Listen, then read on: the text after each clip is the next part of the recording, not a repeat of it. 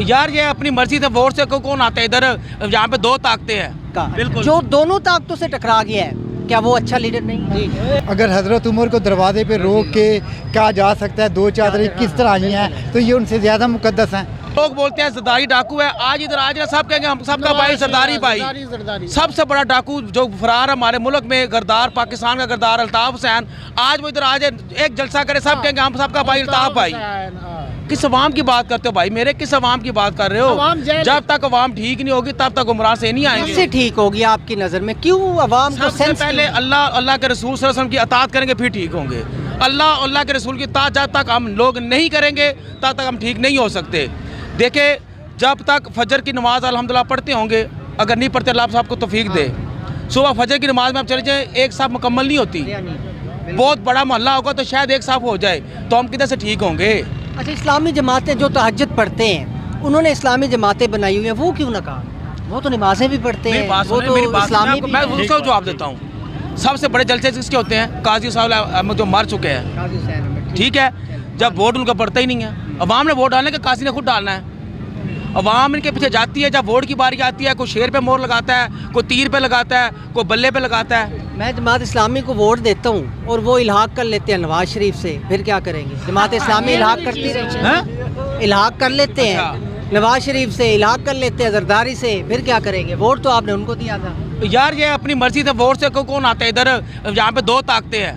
अच्छा, एक बूटो वाले और एक अमेरिका, जिसको मर्जी चाहे लेके आ जाए।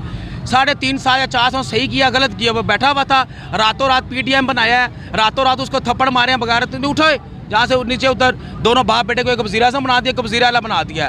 15 दिनों बाद फिर वो नया वो पार्लियामेंट बैठा है, उसको उतारा है तो परवेज़ इलाही को वज़ीर आला बना दिया है। फिर एक और जमात आ गया, उसने कहा ये भी नाइल निगरान वज़ीर आज़म लेके आया मोहसिन नकवी को। अच्छा, बात बड़ी दिलचस्प होती जा रही है।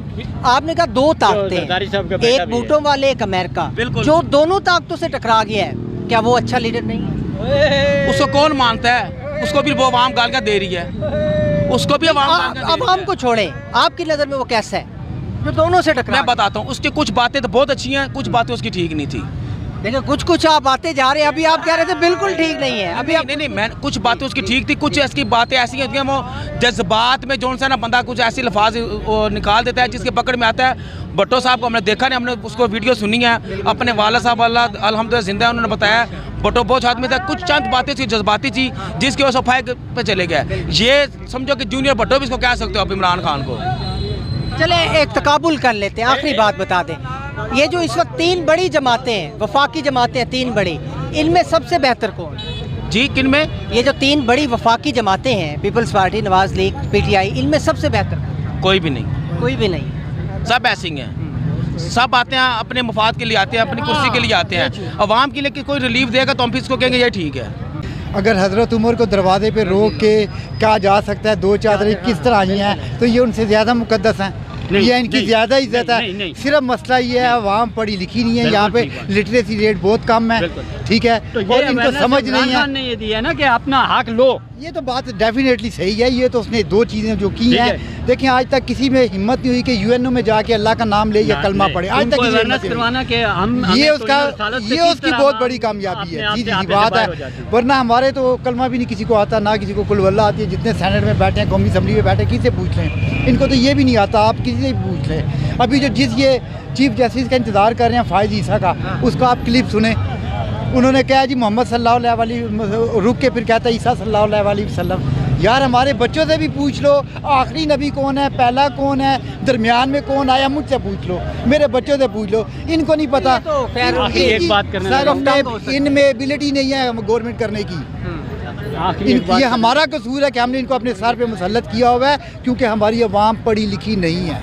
मैं इतना ही कहूँगा, जिस दिन तो जो ताकतवर हल्के हैं वो तो पढ़े लिखे हैं, वो अवामी उमंगों को समझने से कासिर क्यों? सर जी, आपने मेरे पैसे देने, आप मेरे सामने बोलेंगे, मुझे एक सवाल का जवाब आप दे दें। आपने मेरा 2-4 लाख रुपया देना, मैं आपको कहूँगा ना जाओ सामने से चाय पकड़ के लाओ, आप वो भी लाओगे? मैं तो आपके सामने ही नहीं आऊँगा। तो बात एक बात कर रहे हैं ना, यही बात है ना, 1956 से आप सूद खा रहे हैं, 1956 से आप IMF के गुलाम हैं, आप उनके बगैर नहीं चल सकते। इस भाई ने बहुत अच्छी बातें की हैं, इससे ज़्यादा बातें मेरे दिल में हैं, हम नहीं कह सकते। हमें पता है सर आपको नहीं पता, आपको सारा पता, आप मीडिया वाले, आपको किस चीज़ का नहीं पता।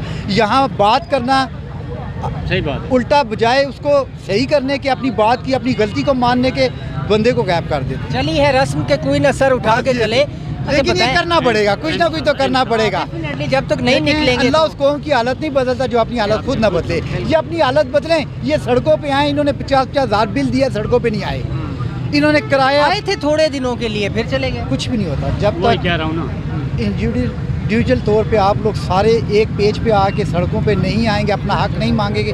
बच्चा भी रोता है तो माँ दूध देती है, वैसे नहीं देती।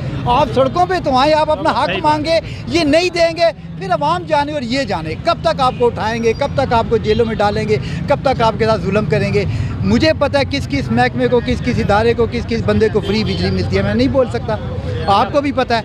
आप चले जाएं, अच्छा वैसे जिन लोगों ने कुंडियाँ डाली हुई हैं उनका बिल भी आप देते हो। मुल्क की हालात मुश्किल हो गए, कैसी गुजर बसर हो रही है? यार बहुत मुश्किल है, बहुत मुश्किल है, सही वजह है।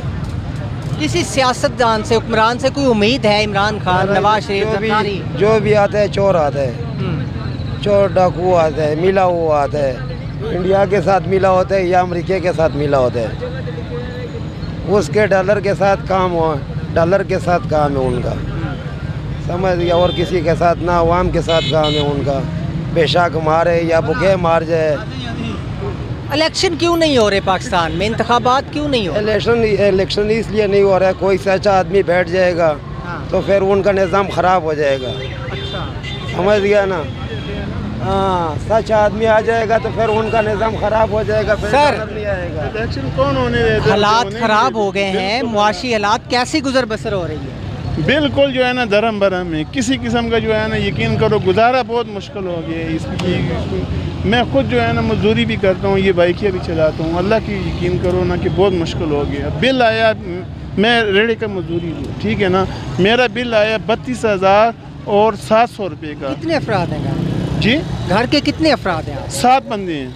7 बंदों जी, का 32,000? हाँ जी, नहीं तो मैं बिल आपको दिखा देता हूँ, यकीन एयर करो। कंडीशन चलाते हो? नहीं जी, कुछ भी नहीं चलाते हैं। एयर कंडीशन की आप बात कर रहे हैं, जिस चीज़ में एयर कंडीशन लगेगा, ना एयर कंडीशन है, ना कूलर भी नहीं चलाते। कूलर है लेकिन नहीं चलाते हैं क्योंकि बिल बहुत ज़्यादा आ रहा है। इसको से रब्ता किया आपने मुतलका जो आपका वापदा का ऑफिस नहीं है जी, वो वहाँ? कहते हैं जी कि बिल सब के ऐसे ही, खाली मेरा नहीं आ रहा है, सब के आ रहे हैं। मेरा छोटा भाई है, उसका तकरीबन 21,000 रुपये का बिल आया है, अच्छा, वो इधर रक्षा चलाता है। कितने अफराद हैं उनके घर? उनके तकरीबन कोई 8 से 9 बंदे हैं। 8 से 9 हाँ बंदे, जी, 21,000 मतलब है कि छोटे हैं ना। हाँ, 2-3 पंखे ही चलते हैं। हाँ जी, 21,000। हाँ जी।